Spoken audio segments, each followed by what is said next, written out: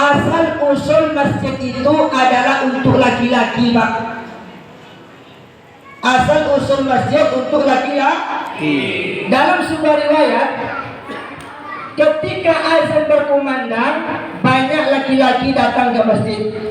Kemudian setelah azan, banyak lagi laki-laki datang ke masjid. Udah mau qomat, banyak laki-laki datang, banyak perempuan datang ke masjid. Setelah qomat masih banyak. Lalu apa kata Nabi SAW? Perempuan-perempuan yang di belakang itu boleh diperintahkan untuk sholat di rumah. Kenapa? Karena lebih diutamakan di masjid untuk laki-laki. Tapi kalau di masjid kita mungkin lebih banyak perempuan daripada laki-laki. Dan itu di mana-mana memang kayak gitu. Gak hanya di sini, di Bangkinang juga seperti itu. Di mana-mana banyak. Jadi terbalik. Bapak, kalau diberikan Allah nikmat kesehatan badan, gunakan Pak kesehatan badan itu untuk ibadah. Karena baru terasa oleh kita nikmat sehat itu kalau kita sudah stroke, kalau kita sudah terbaring, kalau sudah tak bisa berdiri, menyesal kita, Pak. Maka di waktu sehat badan kita ramaikan, makmurkan rumah Allah Subhanahu wa ta'ala. Bahkan saking tegasnya Nabi pernah bersama sahabat datang ke rumah-rumah sekeliling Nabi SAW, menengok orang yang tidak mau ke masjid. Apa kata Nabi? La uharriqanna alaihim min buyutihim. Siapa mereka yang tak datang ke masjid, akan aku bakar rumahnya. Bayangkan, begitulah ancaman Nabi. Kalaulah hidup Nabi zaman sekarang, sudah banyak titik api di Soko ini, Pak. Kenapa? Karena bayangkan Bapak Ibu yang dimuliakan Allah Subhanahu wa ta'ala, ajak anak-anak kita ke masjid. Ya, ini anak-anak laki-laki ini adalah jawaban 20 tahun atau 15 tahun ke depan bagaimana warna Sokoi. Halo? Halo Pak Haji. Assalamualaikum Pak Haji. Ya, warna Sokoi 15-20 tahun ke depan, inilah yang menentukan. Maka bawa dia untuk datang ke masjid, ada pengajian-pengajian, bawa anak-anak kita. Sekarang Bapak Ibu, saya hanya mengingatkan, banyak orang sekarang melakukan dosa jariah. Selama ini yang kita tahu adalah pahala jariah. Orang sedekah, orang infak itu pahalanya ngalir terus.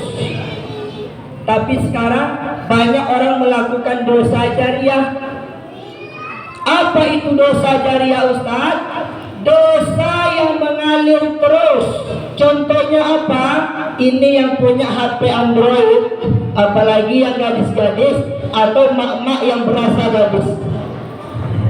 Ya, setelah mereka foto, setelah mereka buat video yang tidak menutup aurat, mereka masukkan di Facebook, mereka masukkan di media-media, mereka masukkan di TikTok. Semua manusia laki-laki yang menengok foto anak gadis, ibu-ibu yang tidak menutup aurat, itu dosanya mengalir. Meskipun anak gadis, meskipun ibu-ibu sudah mati, dosa itu tetap mengalir. Kenapa? Karena yang mati itu orangnya, sementara fotonya, videonya masih bergentayangan di media sosial. Jadi bagi Bapak Ibu yang punya anak gadis, khusus nih, pulang dari sini ambil HP-nya, buka, tengok mana foto-foto yang membuka aurat, itu dihapus, di delete langsung. Ya, di delete, jangan sampai lupa. Kenapa ketawa bilang delete? Gak boleh. Orang tua kalau memberikan HP kepada anak, syarat yang pertama adalah wajib tahu kata sandi HP anak tuh. Kenapa demikian? Karena anak-anak zaman sekarang, apalagi musim corona yang masih berlaku saat sekarang ini, anak-anak SD itu udah wajib pakai HP, Bu. Ya, anak SD SMP wajib pakai HP. Kenapa? Karena belajarnya online. Pernah terjadi di suatu sekolah SMA Provinsi Riau. Ini sebelum corona terjadi, maka dilarang membawa HP. Ketika gurunya menerangkan pelajaran di papan tulis, anak muridnya asik menengok HP.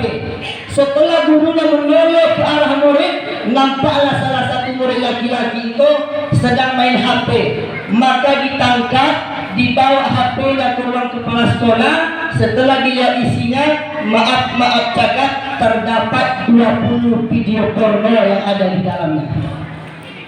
Jadi ini udah mess nih, ya, yang SMP nih. Jadi perlu ditengok, Bu, dicek HP-nya. Begitu juga dengan bapak-bapak. Bapak kalau ngasih HP kepada istri, syarat pertama wajib tahu kata sandi HP bini. Saya mau tanya sama bapak sini, bapak-bapak sanggup nggak nengok HP bini? Sanggup? Oh, sanggup.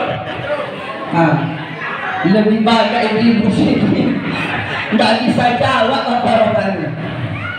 Udah kena tali panjang ya, Pak. Jadi itu sangatnya Bapak Ibu, khawatir kita. Jangankan bapak-bapak, Ustadz saja pernah tertipu naik motor. Saya kira nak gratis. Pas dari depan takut saya nengoknya. Tampilannya bagus, rupanya udah tua. Jadi jangan sampai tertipu yang membuat anak-anak selalu nonton HP, tapi tak mau lagi meramaikan masjid. Orang tua dulu Bapak Ibu, itu kebiasaannya baca Quran, subuh baca Quran, malam baca Quran, nanti mau tidur baca Quran. Orang sekarang enggak, siap sholat pun nengok HP dia, enggak mau zikir. Dalam WC pun video call. Bayangkan, Ustaz dari mana tahu orang dalam WC video call? Saya pernah ngajar. Pas betul di WC itu nggak dikuncinya pintu, Pak. Begitulah Allah menunjukkan kepada saya anak murid itu bawa HP. Video call dia dalam WC, bayangkan. Tapi di sini nggak ada yang video call dalam WC ya. Ada. Innalillahi wa inna ilaihi. Jadi Bapak Ibu yang dimuliakan Allah Subhanahu wa taala, ini yang pertama memakmurkan masjid, bawa kebiasaan-kebiasaan orang-orang terdua, orang tua terdahulu. Ajak anak laki-laki datang ke masjid, biarlah dia beribut di masjid, tak apa-apa. Kenapa? Nanti dia akan menjadikan kebiasaan masjid tempat dia bermain. Lama-lama dia akan meramaikan rumah Allah Subhanahu wa ta'ala. Luar biasa Bapak Ibu. Ini kebiasaan yang dilakukan Nabi Sallallahu Alaihi Wasallam. Kemudian yang kedua, apa kebiasaannya Ustaz? Ini biasanya kalau gelas dipakai tutup, ini air keruh ini. Kalau enggak teh, berarti teh telur kan. Innalillah, air putih Pak. Saya minum dulu ya. Saya minum air Zam-Zam palsu dulu.